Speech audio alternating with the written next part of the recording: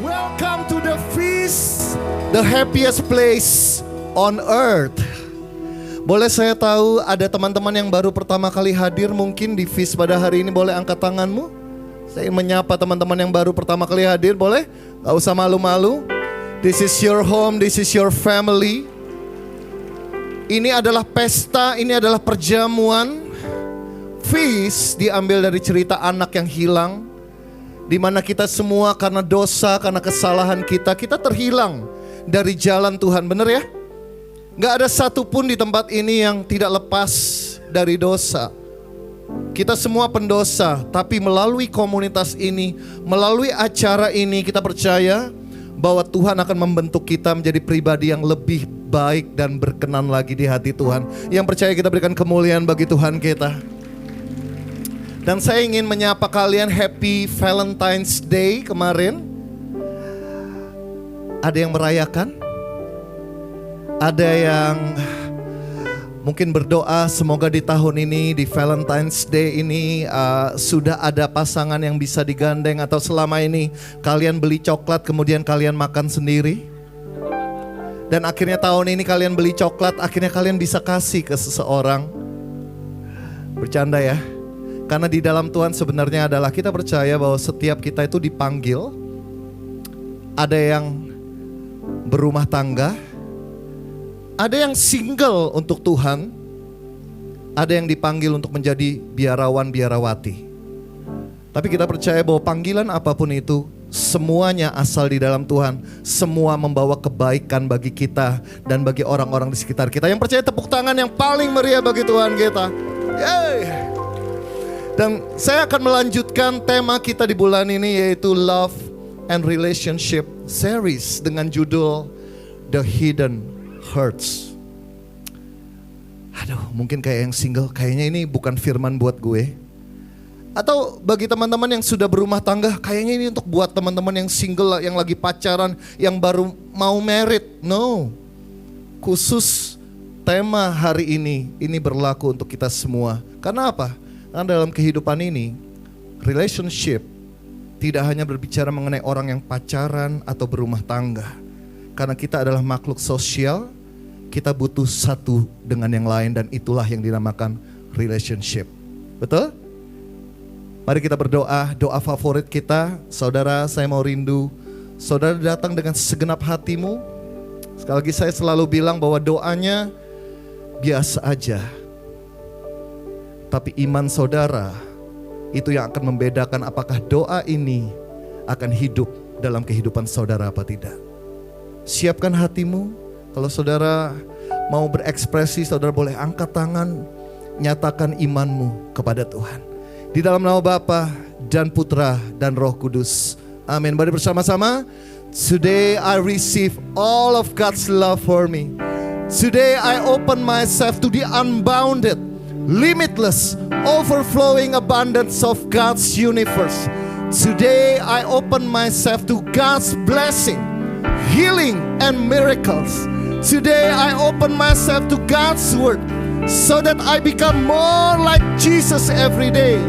Today I proclaim that I'm God's beloved. Come on, I'm God's servant. I'm God's powerful champion. And because I'm blessed, I'm blessing the world. In Jesus' name, amen. Come on. Jireh is a lamb unto my feet and a light unto my path. Saudara, bacaan hari ini diambil dari Amsal 27 ayat yang ke-19. Boleh kita baca sama-sama ya? 3, 2, 1. Seperti air mencerminkan wajah, demikianlah hati manusia mencerminkan manusia itu. Jadi kalau saudara ngaca di air yang bening, saudara akan melihat wajah saudara seperti apa, betul ya? Demikian juga hati manusia itu mencerminkan apa yang kita lakukan. Dulu saya sering dengar istilah seperti ini. Oh, Ketika saya melihat ada orang yang mungkin perilakunya mungkin kurang berkenan, ada sahabatnya bilang, enggak kok, sebenarnya hatinya itu baik. Tapi memang perkataannya itu agak pahit, agak pedas. Oh enggak kok, perilakunya seperti itu tapi sebenarnya orangnya baik. Sound familiar? Itu seringkali saya dengar. Tapi semakin saya belajar kebenaran firman Tuhan, kebalik saudara. Kebaliknya apa? Bahwa setiap tindakan dan perilaku kita, kadang-kadang kita gak menyadari bahwa kalau hal tersebut negatif, kalau hal tersebut keluar itu kata-kata yang pahit, mungkin ada sesuatu di dalam diri kita yang perlu kita bereskan. Mungkin ada sakit hati, kegagalan masa lalu yang saudara belum selesaikan, sehingga akhirnya bahkan sampai sekarang saudara membawa luka tersebut, saudara membawa kepahitan tersebut, sehingga akhirnya kita menjadi orang yang reaktif. Ketika mendengar sedikit perkataan, saudara merasa tersinggung, saudara gampang untuk emosi, tanpa kadang kita atau saudara sadari kenapa aku reaksinya seperti itu, responnya seperti itu. Malam hari ini kita minta Roh Kudus untuk bekerja dalam diri kita, amin. Karena kadang-kadang kita gak sadar, di alam bawah sadar kita berusaha menutupi hal tersebut, kita berusaha melupakan hal tersebut. Tapi yang Tuhan mau mungkin pada sore hari ini, saudara harus kembali melihat dan menyelesaikan hal tersebut. Karena apa? Karena sikap hati itu menentukan tindakan kita. Ini sebuah rumus yang kita gak bisa balik saudara. Jadi tindakan kita itu mencerminkan apa yang terjadi di dalam hati kita. Kemudian dalam Amsal 4 ayat 23 mengatakan seperti ini. Jagalah hatimu dengan segala kewaspadaan, karena dari situlah terpancar kehidupan. Hari ini kita berbicara mengenai love and relationship. Dan di tahun ini juga bukan sebuah kebetulan, Tuhan ingin kita menjadi pribadi yang lebih dewasa lagi. Shine like stars, bersinar seperti bintang-bintang. Tapi bersinar bukan dari apa yang kita lakukan di luar dari diri kita, tapi bersinar adalah sesuatu yang keluar karena saudara mengalami transformasi di dalam diri saudara. Di tahun ini fokus kita, komunitas kita berbicara mengenai apa?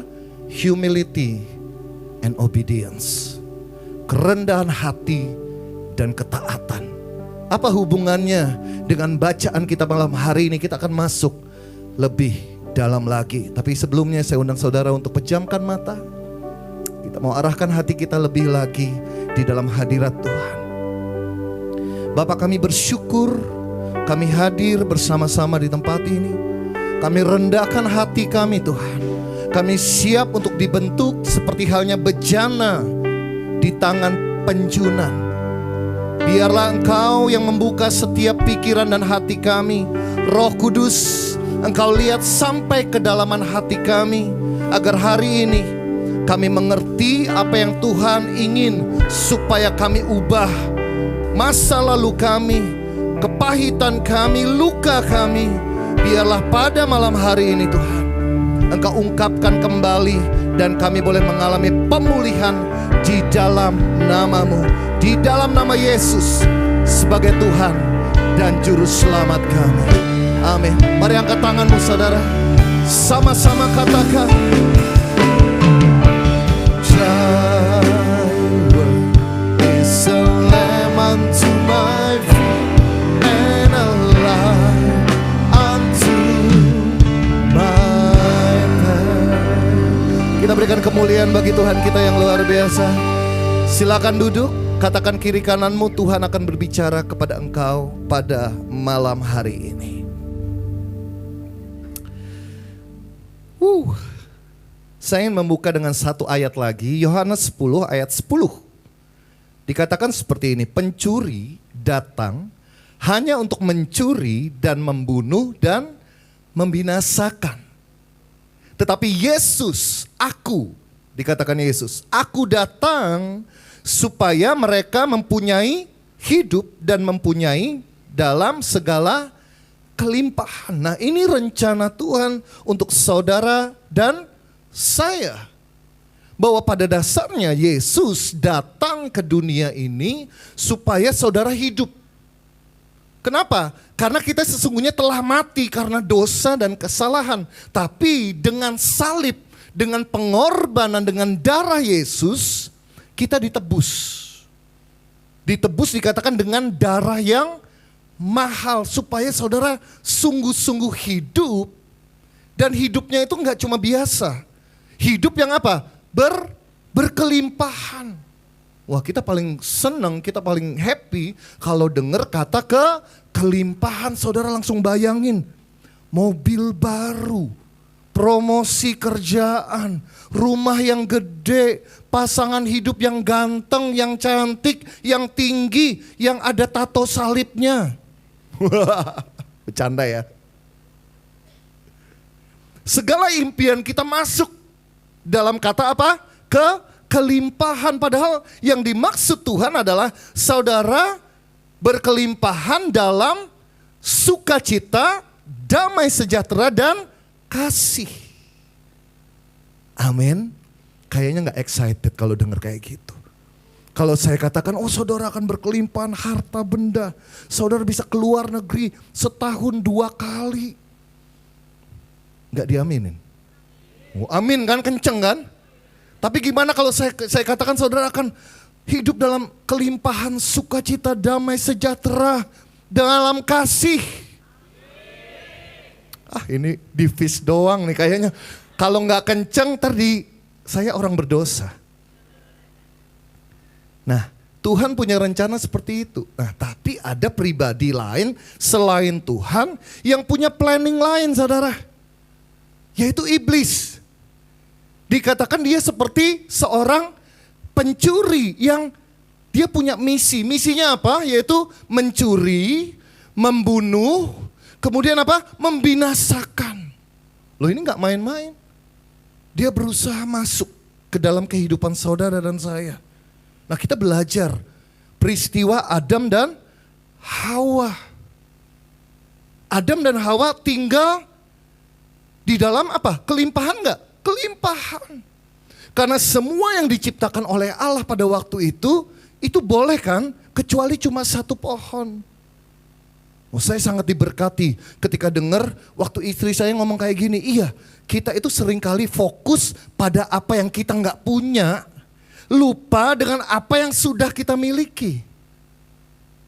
Kayak gayung lope. Nah, ini lagi happening ya. Saya bahas lagi. Saya lihat ini gara-gara istri saya nggak tahu loh itu cerita mengenai gayung lope. Saya pikir, oh ada yang punya gayung. Saya dulu kan juga mandinya kita nggak ada shower, itu pakai gayung itu saya yakin setiap rumah tangga di zaman dulu, zamannya saya. Mungkin adik-adik sekarang nggak ngerti ya yang muda-muda gitu ya. Apa gayung lope merah muda itu apa sih? Itu gayung, tahu gayung ya? Yang bentuknya hati gitu kan? Oh my God, ketahuan umurnya ya. Saya nggak tahu sampai Yolanda ini loh. Kemudian akhirnya saya ke IG cewek yang suaminya selingkuh tersebut. Seorang yang terkenal, followersnya banyak banget. Betul? Yang ketawa-ketawa pasti ngerti. Inisialnya AG. AJ. Tuh tahu semua. Saya lihat iya ya. Sudah cantik, langsing. Secara materi gak kurang, saudara. Betul gak sih? Kaya raya. Suaminya juga ya lumayan lah. Kaya yang pasti, bukankah itu kriteria utama yang sekarang kita cari? Ayo jujur ya. Kurang apa coba? Tapi bisa jatuh kepada seorang wanita gara-gara nganter anak sekolah. Kemudian keluarlah TikTok yang lain. Ada seorang ibu-ibu, oke, sekarang kamu gak perlu jemput ya yang. Nanti kita, ini pokoknya ibu-ibu aja. Jadi semua suami ketika peristiwa kasus itu terjadi dilarang untuk menjemput anaknya ke sekolah. Atau paling gak ditemenin sama istrinya. Nah kembali ke sini. Wow, berarti sesungguhnya semua hal bisa terjadi ya. Bahwa iblis itu bisa masuk melalui berbagai cara. Iya, karena dia sudah membohongi itu sudah ribuan tahun. Nah saya bersyukur pada waktu rekoleksi di Roma, itu Romo Benipeng bilang seperti ini. Jangan pernah saudara itu berusaha bernegosiasi dengan si jahat. Jangan pernah berdialog karena kita itu kalah pinter. Begitu ada celah, begitu ada godaan, saudara harus lari seperti Yusuf. Yusuf gak berusaha nego, dia lari. Sampai akhirnya dia difitnah oleh istri Potifar. Konsekuensinya dia masuk penjara, tapi dia bebas dari dosa yang akan menghampiri dia pada waktu itu. Dia lari dari pencuri itu sehingga apa? Kehidupannya diberkati oleh Tuhan. Dia menjadi orang nomor 2 di Mesir pada waktu itu. Ada perkenanan Tuhan, ada penyertaan Tuhan. Nah, sekarang saya tanya, berapa banyak di antara saudara yang rindu ada perkenanan dan penyertaan Tuhan dalam hidupmu? Boleh angkat tanganmu? Amin. Gak gampang tapi saudara, kenapa? Karena pencuri itu apa sih? Apakah kita lihat pencuri itu datang? Enggak kan? Yang saya tahu adalah pencuri itu berusaha datang di saat saudara itu lagi terlelap, lagi lengah, lagi gak berjaga-jaga, betul gak? Datangnya gak di siang bolong pencuri itu saudara, ketika saudara lagi seger-segernya. Tapi pencuri itu datang mungkin jam 2 dini hari, jam 3 dini hari, yang lagi enak-enaknya. Saudara mungkin lagi ngorok, lagi ngiler dikit gitu kan. Lagi gak sadar. Belajar dari itu berarti sesungguhnya adalah dalam setiap menit detik kehidupan kita, hendaklah kita selalu aware, berjaga-jaga. Supaya apa? Saudara tahu, oh ini pencuri datang. Dengan kata lain, roh saudara selalu berjaga-jaga. Bukan secara fisik saudara, itu berarti gua harus melek terus, bukan. Tapi secara roh saudara ini harus selalu connect dengan Tuhan. Sehingga saudara aware, oh ini ada godaan, oh ini si jahat berusaha untuk memisahkan. Karena tujuan dari si jahat itu sebenarnya adalah untuk memisahkan saudara ketika kita berbicara mengenai relasi. Lukas 11 ayat 17 mengatakan seperti ini. Boleh kita baca sama-sama? 3, 2, 1. Setiap kerajaan yang terpecah-pecah pasti binasa. Dan dikatakan, dan setiap rumah tangga yang terpecah-pecah pasti. Bagi teman-teman single, ini penting banget. Saudara harus tahu bahwa Tuhan selalu menekankan unity, kesatuan.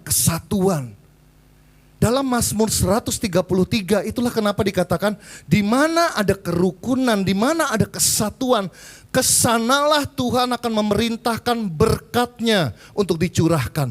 Nah tadi saya minta saudara angkat tangan, berapa banyak yang rindu hidup saudara berkelimpahan, diberkati Tuhan, ada perkenanan Tuhan, saudara angkat tangan. Satu syaratnya, kehidupan saudara itu ada dalam kesatuan. Amin. Nah, kita akan masuk lebih dalam lagi. Berarti tema kita hari ini kan hidden hurts.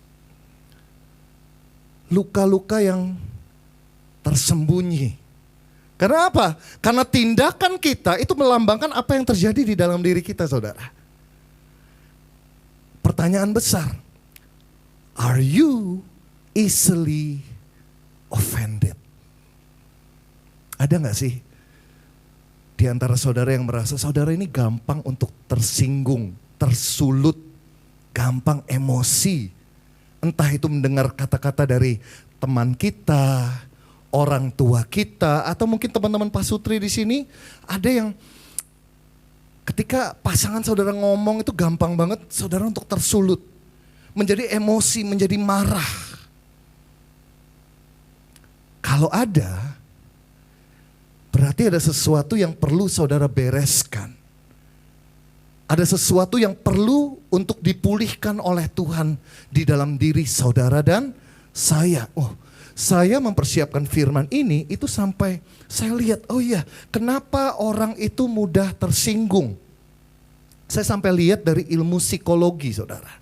Nah, ilmu psikologi mengatakan seperti ini, ada 5 hal yang membuat orang itu mudah tersinggung.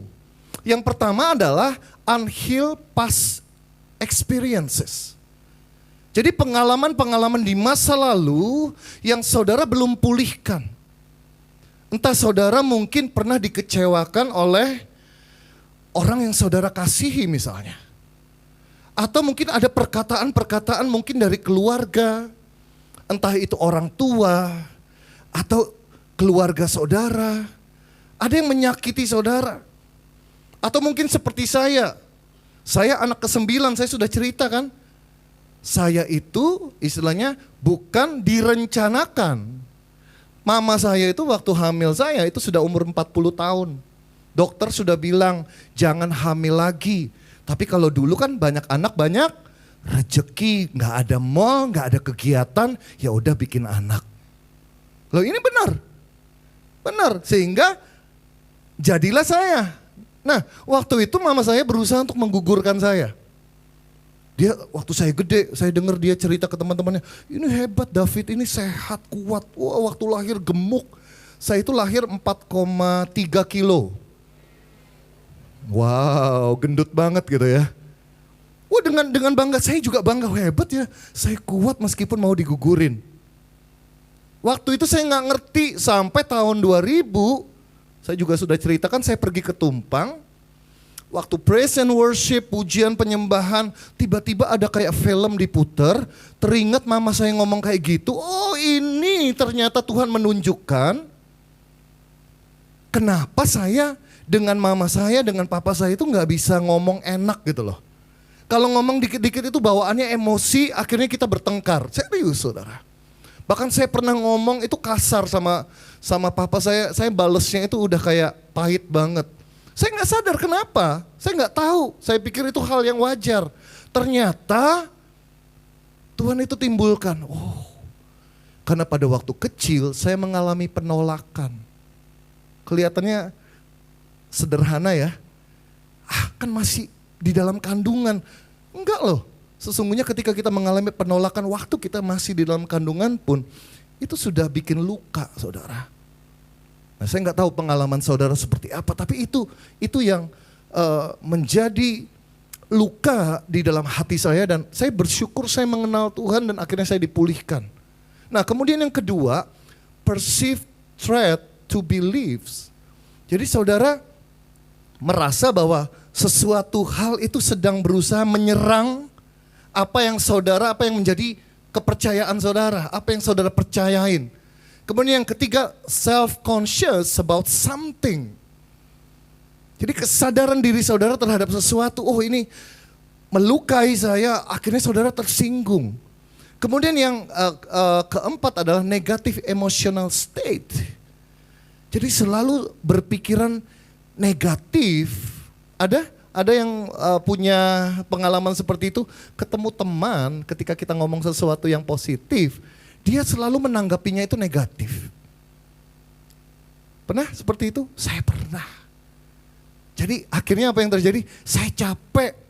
Kalau ketemu orang seperti ini kayaknya nggak bikin sukacita, saya jadi kayak capek banget ngomong sama orang yang selalu negatif. Kemudian yang terakhir adalah tendency to over personalize. Padahal nggak lagi ngomongin dia, ketika kita cerita sesuatu, ada orang yang merasa diomongin. Saya pernah didatangin satu orang, waktu saya firman di feast seperti ini, dia bilang, kamu lagi ngomongin saya ya? Loh, serius pada waktu itu saya bercerita itu general gitu kan. Tapi dia merasa saya lagi ngomongin dia, padahal saya gak tahu cerita hidupnya seperti apa saudara. Jadi gampang banget sensi, tersinggung. Nah kemudian di dalam ilmu psikologi tersebut, akhirnya dari 5 hal ini itu disingkat jadi satu kata. Ternyata penyebab saudara dan saya itu mudah untuk tersinggung adalah karena saudara dan saya insecure.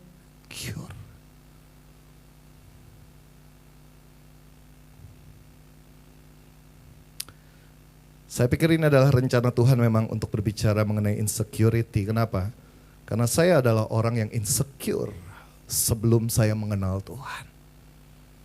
Karena masa lalu, karena luka, entah dari keluarga saya, entah dari pergaulan saya pada waktu itu, saya tumbuh menjadi orang yang insecure, yang minder saudara. Dan orang yang minder itu gak selalu yang diem ya. Minder saya itu saya ekspresikan dengan apa? Menyerang orang lain. Hati-hati, kalau ada orang yang suka membuli orang lain, sebenarnya orang itu adalah bukan orang yang percaya diri, tapi dia insecure. Karena apa? Karena dia gak mau sampai dia itu diremehkan. Jadi sebelum dia diremehkan, dia akan menghancurkan orang itu terlebih dahulu. Kenapa? The best, apa ya kalau sepak bola itu bilang apa? The best offense is offense. Bukan defense ya. The best defense itu offense saudara. Jadi menyerang itu strategi yang paling tepat. Nah, Eleanor Roosevelt bilang seperti ini, no one can make you feel inferior without your consent. Jadi sesungguhnya gak ada seorang pun yang dapat membuat saudara itu merasa inferior atau rendah diri tanpa seizin saudara. Nangkep maksudnya ya? Jadi rasa minder saudara, saudara mudah tersinggung, saudara insecure, sesungguhnya itu bukan karena orang lain, tapi karena saudara mengizinkan hal tersebut terjadi di dalam diri saudara. Nah, saya akan memberikan beberapa poin yang saudara bisa bawa pulang pada sore hari ini. Bagaimana sih kita itu bisa menyembuhkan rasa insecurity kita? Yang pertama, boleh baca sama-sama? 3, 2, 1. Invest in things that build your self-esteem. Caranya gimana? Bagaimana kita berinvestasi pada hal-hal yang bisa membangun rasa percaya diri kita. Next slide, dikatakan seperti ini saudara. Kejadian 1 ayat 27, maka Allah menciptakan manusia itu menurut gambarnya. Maka menurut gambar Allah diciptakannya dia, laki-laki dan perempuan diciptakannya mereka. Nah, kenapa saya ambil ayat ini? Saya belajar. Kenapa kita insecure? Karena kita merasa bahwa identitas kita itu dibentuk dari mana? Dari bagaimana keluarga itu mendidik kita. Dari apa yang terjadi selama ini dalam kehidupan kita. Oh, sehingga kita memiliki gambar diri yang terbentuk dari masa lalu kita. Bahkan dari kegagalan kita, oh aku orang yang seperti ini. Saudara mendefinisikan diri saudara dari apa yang saudara sudah alami. Saudara harus mengerti identitas saudara dan sebenarnya kembali dari apa yang menjadi kebenaran firman Tuhan. Kalau saudara ingin membangun rasa percaya diri saudara, saudara harus tahu siapa identitas diri saudara yang sesungguhnya. Bukan apa yang dikatakan oleh orang lain, bukan apa yang dikatakan oleh orang tua kita, terutama mereka yang tidak mengenal Tuhan. Saya ini kan istilahnya anak yang ke-9. Nah, anak yang ke-9 itu identik dengan apa? Dikenal yang paling manja. Benar ya? Beda dengan anak yang nomor Satu, biasanya nomor satu itu tuntutannya lebih tinggi. Kamu harus take care sama adik-adikmu dan lain sebagainya. Kamu harus bertanggung jawab, sehingga itu bebannya beda lagi. Kalau anak yang paling kecil biasanya anak yang dimanja, anak yang kalau saya ngalamin yang diremehkan. Saya itu sering, misalnya ya, saya itu punya koko 6. Jadi 7 laki-laki, 2 perempuan. Saya punya koko 6, saya punya Cece itu 2. Contoh, masang figura di dinding. Saya itu gak ada yang ngajarin, kemudian disuruh masang. Kemudian saya keliru, karena saya gak ngerti caranya. Terus dibilang apa? Goblok gini, gitu aja gak bisa. Manja gini, bla bla bla, banyak kata-kata negatif, sehingga itu yang membentuk saya. Oh, saya ini nggak bisa apa-apa, saya ini nggak bisa apa-apa. Padahal saya tahu nggak ada yang ngajarin saya, tapi tuntutan itu datang. Akhirnya saya terbentuk pada waktu saya menikah, ketemu sama Yolanda. Apa yang terjadi, saudara? Hal tersebut masih ada, meskipun saya sudah ikut Tuhan. Tapi gak gampang loh untuk lepas dari masa lalu, lepas dari luka tersebut. Apa yang terjadi? Ketika saya dihadapkan, akhirnya saya harus mandiri. Saya membina rumah tangga bersama dengan Yolanda, saya harus mengerjakan semuanya sendiri. Dari situlah saya belajar, oh ternyata saya bukan gak bisa. Tapi saya harus melalui proses belajar terlebih dahulu, dan ini bukan identitas saya. Saya bersyukur saya kenal firman Tuhan. Oh, saya tahu saya berharga dan lain sebagainya. Saya dipulihkan sehingga saya memiliki kepercayaan diri yang lebih. Jadi maksud saya di sini adalah saudara harus kembali kepada pencipta saudara. Dia mengatakan apa kepada saudara? Bahwa saudara dan saya itu diciptakan serupa dengan gambarnya.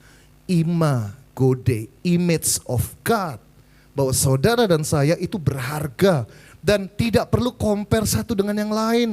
Masing-masing dari kita itu punya kelebihan dan kelemahannya.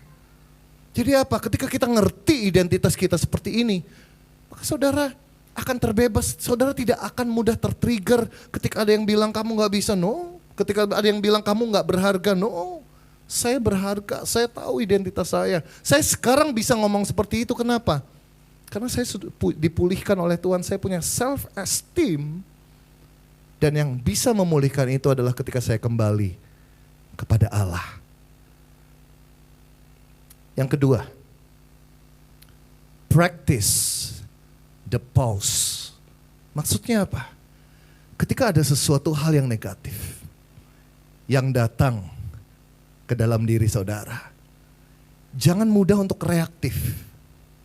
Jangan mudah langsung untuk counter. Biasa gitu ya? Wah, gak bisa. Kita harus counter attack gitu ya. Jadi harus cepat respon. Gak mau kalah, saya dulu seperti itu saudara. Ketika ada yang berusaha untuk menyerang saya, oh saya akan balas lebih parah lagi. Itu prinsip saya, karena saya gak mau kalah, karena selama ini saya diremehin. Tapi begitu mengenal identitas saya, begitu mengenal apa yang dikatakan Tuhan tentang diri saya secara pribadi, I know bahwa kadang kita harus berdiam diri dulu dan memilih the pause. The pause itu maksudnya apa? Kita bisa belajar dari Mazmur 139 ayat 23 sampai 24. Kita belajar dari Raja Daud. Dia mengatakan seperti ini, selidikilah aku ya Allah dan kenalah hatiku, ujilah aku dan kenalah pikiran-pikiranku. Lihatlah apakah jalanku serong dan tuntunlah aku di jalan yang kekal. Jadi Raja Daud ini memberikan sebuah contoh bahwa apapun yang terjadi, dia hidupnya gak selalu enak loh saudara. Dia juga mengalami ups and down dalam kehidupannya. Tapi apa yang kita bisa belajar, apa yang kita bisa ambil dari apa yang dilakukan oleh Raja Daud adalah dia selalu membuat sebuah jeda untuk selalu cari Tuhan terlebih dahulu. Berdoa kepada Tuhan, cari hadirat Tuhan terlebih dahulu. Untuk apa? Untuk mengambil hikmat dari Tuhan. No wonder keputusan-keputusan yang dia ambil itu selalu penuh dengan hikmat dari Tuhan. Kadang kita ini gampang banget seperti saya bilang tadi, counter attack, kita cepat respon. Nggak bawa dalam doa dulu sehingga apa yang terjadi. Kadang-kadang justru di rumah tangga kita perlu untuk jeda ketika ada konflik. Sekarang saya sama Yolanda itu saya belajar, kalau dulu saya jedar-jeder gitu ya. Tapi sekarang begitu ada masalah, ini kalau lagi normal gitu, oh ya saya ingat. Gak lagi kilaf gitu ya, saya ingat, oke, saya diem dulu. Kenapa? Kadang diem dulu itu membuat kita bisa berpikir jernih, apalagi kalau saudara diem dan bawa di dalam doa. Coba deh, kalau nanti saya gak doain saudara ada masalah, semoga dari pulang keluar ini saudara gak ada masalah, terutama yang Pak Sutri gitu ya. Tapi andai kata saudara lagi ada masalah dengan pasangan saudara, coba ambil waktu, pause dulu, cari hadirat Tuhan, minta hikmat dari Tuhan. Kadang-kadang ya kalau saya ini kan orang koleris, saya berpikir saya selalu benar gitu kan. Tapi ketika saya ambil waktu jeda, saya cari hadirat Tuhan, hey kamu itu gak selalu benar. Iya benar. Akhirnya bahkan saya bisa bilang sorry. Bagi saya dulu itu ngomong sorry itu sesuatu yang sangat-sangat berharga.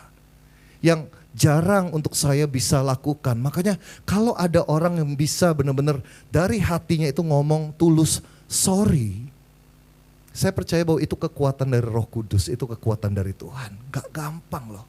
Apalagi kita biasanya cowok itu egonya lebih tinggi daripada wanita. Makanya banyak kan wanita lebih mengalah. No, saya percaya di tempat ini anak-anak LOJF, Feasters, yuk kita bertumbuh menjadi pribadi yang lebih dewasa. Orang yang minta maaf itu bukan orang yang lemah. Justru orang yang minta maaf terlebih dahulu itu menandakan bahwa saudara dan saya itu adalah orang yang dewasa di dalam Tuhan. Saya bisa ngomong sekarang, tapi ini prosesnya itu susah saudara. To be honest with you. Kalau ada yang kenal saya di masa yang lalu, waduh, saudara pasti tahu apa yang saya maksud. Nah, kita bisa belajar juga dari seorang tokoh di Alkitab yaitu Daniel. Daniel 6 ayat 11, apa yang dia lakukan? Demi didengar Daniel bahwa surat perintah itu telah dibuat, pergilah ia ke rumahnya, dalam kamar atasnya ada tingkap-tingkap yang terbuka ke arah Yerusalem. Saya kasih kuning, boleh baca sama-sama 3, 2, 1. 3 kali sehari ia berdoa serta memuji Allahnya seperti yang biasa dilakukannya. Mungkin saudara bilang, oh itu karena dia ada masalah makanya dia berdoa. Iya, itu saudara berkata seperti itu karena saudara dan saya biasanya melakukannya kayak gitu. Kita berdoa kalau ada masalah, tapi di sini saudara harus lihat seperti yang biasa dilakukannya. Berarti ada masalah, nggak ada masalah, ada pengharapan, nggak ada pengharapan, ada solusi, nggak ada solusi. Kita harus tetap datang kepada Tuhan, berdoa, memuji, dan menyembah Tuhan. Wow, kalau saudara bisa melakukan the pause seperti ini, kita gak akan gampang trigger untuk kita itu emosi, sakit hati, counter dengan hal-hal yang negatif. Saya percaya kalau ini dilakukan dalam sebuah relasi, apakah itu friendship, apakah itu family, apakah itu dalam pekerjaan saudara, saudara akan mengalami damai sejahtera yang luar biasa. Amin. Yang ketiga, baca sama-sama. 3, 2, 1, have a support system. You know what? Kalau saya sekarang bisa berdiri di depan saudara pada hari ini, itu kenapa? Karena saya bersyukur saya punya komunitas support system yang mendukung saya. Saya gak bisa membayangkan kalau saya gak punya komunitas. Karena apa? Kalau saya berjuang sendirian, saya gak selalu ada di posisi yang secara rohani saya itu sehat saudara. Ada kalanya secara manusiawi ketika ada masalah gak gampang kan? Realnya kan gak gampang kan? Ketika ada pergumulan dalam pekerjaan, dalam rumah tangga, gak gampang. Tapi saya bersyukur seminggu sekali saya punya komunitas kecil, cell group di mana saya bisa sharing apa adanya, terbuka apa adanya. Kadang gak selalu saya cuma sharing aja, dengar pengalaman dari orang lain, itu bisa sehingga suatu saat ketika saya mengalami masalah yang sama, wow, keluarga itu bisa.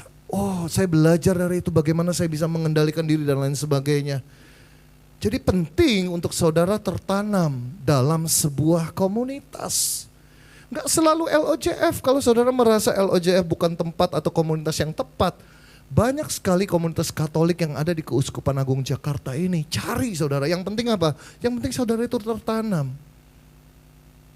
Saudara punya support system yang mendoakan saudara, yang mensupport saudara.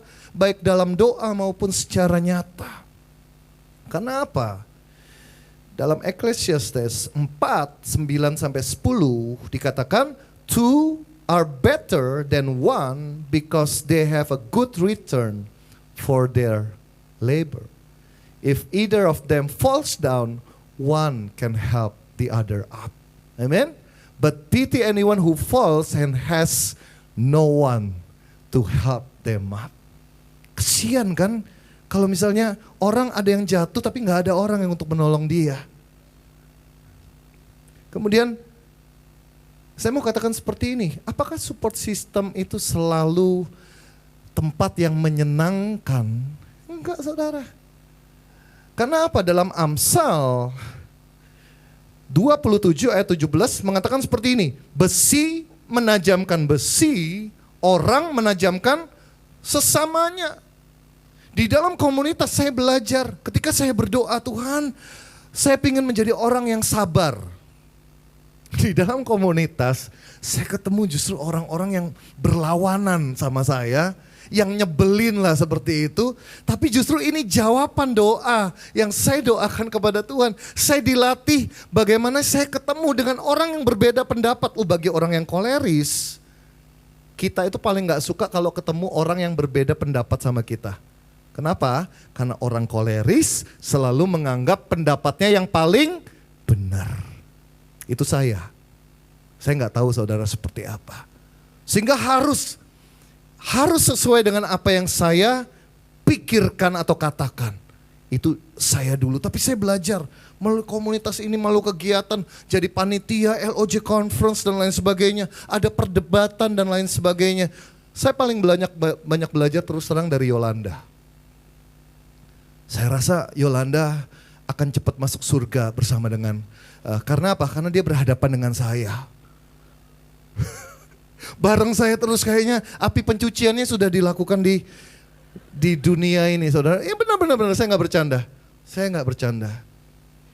Saya belajar untuk menjadi orang yang mau say sorry terlebih dahulu. Bahkan saya dituntut sebagai leader di komunitas ini untuk belajar minta maaf di saat saya merasa, bahkan gak cuma merasa, secara fakta saya gak salah. Susah loh saudara.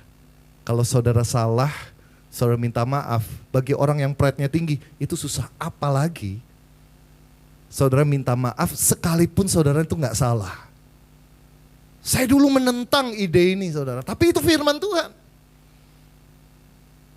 Benar gak sih?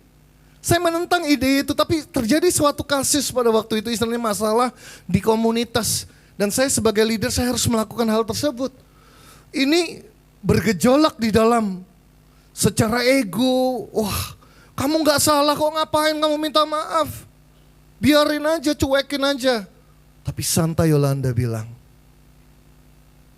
kamu harus belajar seperti Tuhan Yesus. Dia gak salah, tapi dia disalib.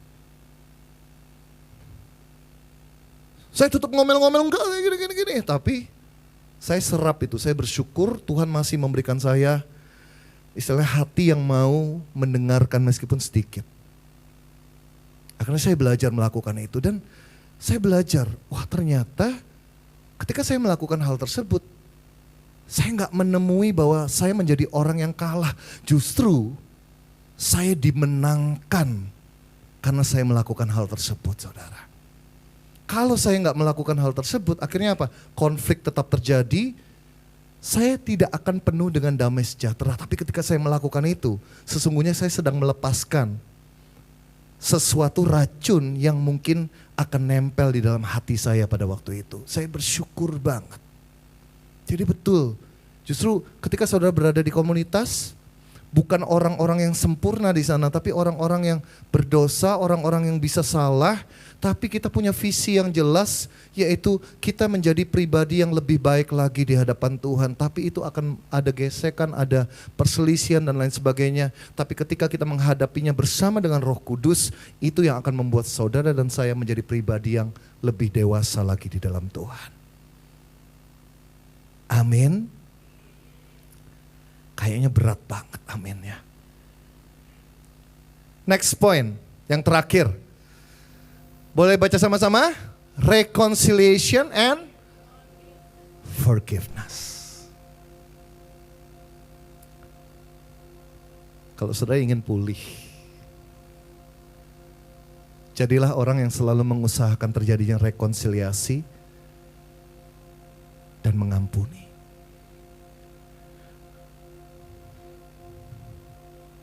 Efesus 4, 31-32. Segala kepahitan, kegeraman, kemarahan, pertikaian, dan fitnah hendaklah dibuang dari antara kamu. Demikian pula segala kejahatan. Tetapi hendaklah kamu ramah seorang terhadap yang lain, penuh kasih mesra dan saling mengampuni. Sebagaimana Allah di dalam Kristus telah mengampuni kamu. Kemudian saya lanjutkan dengan ayat berikutnya. Dulu susah banget untuk mengampuni.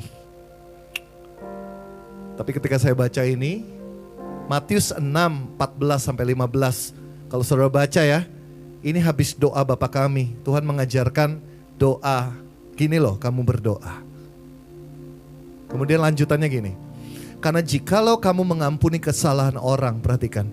Bapamu yang di sorga akan mengampuni kamu juga. Tetapi jikalau kamu tidak mengampuni orang. Boleh baca sama-sama? Bapamu juga. Waktu saya baca ini, dulu bacanya itu cepat, sehingga saya kelewatan ini terus terang.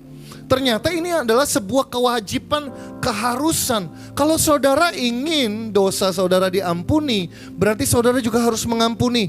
Ini hukum. Kadang-kadang kan kita gini, oh kalau yang ini gue gak bisa, sampai kapanpun gue gak bisa ampuni. Saya sering dengar orang-orang ngomong seperti itu.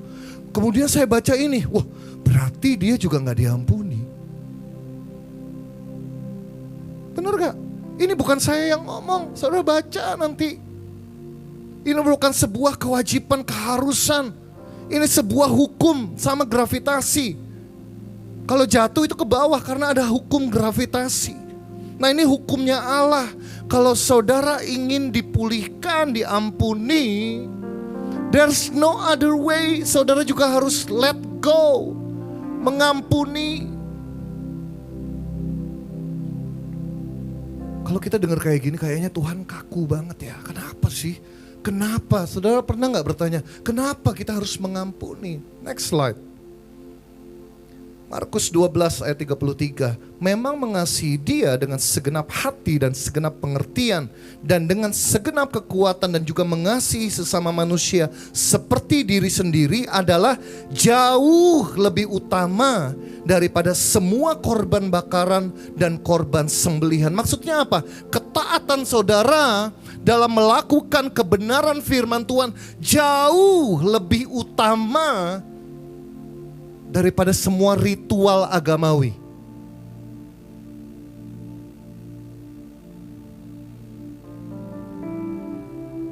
Dengan kata lain, ketika saudara mengampuni, bisa dibilang itu value-nya jauh lebih utama daripada saudara giat untuk melakukan kegiatan rohani.